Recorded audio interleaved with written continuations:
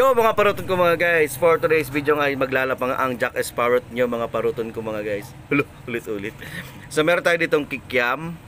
Meron din sa ilalim na fishball pero hindi ko na mapapakita mga guys kasi nga nakakalagay sa baso. Parang hindi ka naman dyan na grade 2. So bago tayo kumain, mag-pray muna tayo kay Lord. Lord, thanks. Amen. So thank you so much Lord. Kain po tayo, lapang.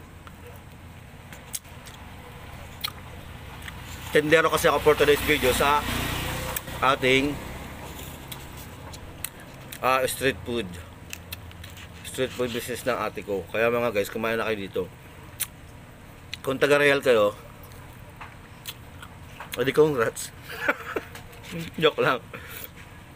Punta na kayo dito, yung mga followers and subscriber ko dito sa taga-real. Kain tayo.